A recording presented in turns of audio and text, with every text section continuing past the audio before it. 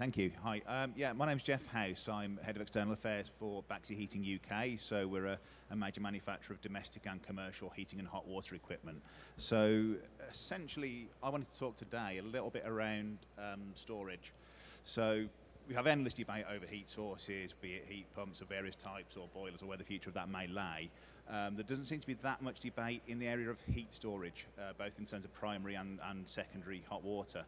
So whenever people talk about storage and addressable storage, we inevitably move towards batteries, which we've done some work around that, and the cost effectiveness of batteries isn't quite there yet for mass scale domestic deployment. And we've also got some concern around fire load as well, because obviously, when they go up, they really do go.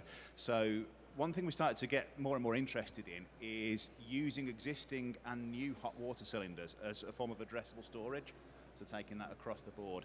So that enables us to do a few smart things. So once smart grid is more of a reality, once we have smart addressable or smart meters and more addressable households, we can start to do smart things around load shifting and peak shaving. So if you look at the existing stock of housing in the UK, around about 9 million hot water cylinders are actually out there. Now, they're either going to be heated by a primary source, so probably from a boiler of some description, or directly with direct immersion heaters. But even those that are from a primary source with an immersion heater, we've got the ability to be able to retrofit equipment onto that to actually address that load and be able to offer some demand-side response and some peak shaving ability. So brings us nicely onto a little project we're looking at called USER, which is a horrible acronym for ubiquitous storage something response, which now escapes me. But essentially we're looking at a small pilot project of quite possibly energy. It's in there somewhere. Yeah, so we're looking at a small project in the northeast at the moment of a few hundred properties by having addressable storage. So either new cylinders going into existing homes or existing homes with a cylinder where we're retrofitting some equipment onto there. And effectively, we can offer some really smart things around intraday storage. So not inter-season storage, but the ability to load up a cylinder when you've got excess renewables on the grid that you need to dispatch, when you've got potentially a low electricity cost in the future, or even the ability to realise a revenue stream by offering some dispatch capacity. Loading up that cylinder and then actually using it when you need it during the day.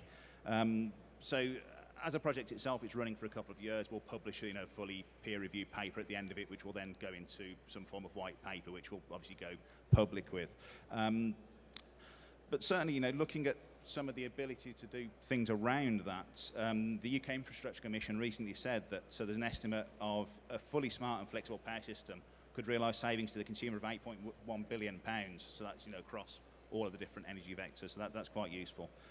Or simply increasing demand-side response by 5% could realise £600 million worth of energy savings. So in this whole debate around vectors and technologies, energy storage and hot water is something that we're very keen to sort of bring up in that debate, and something that could probably offer a bit more value in that area.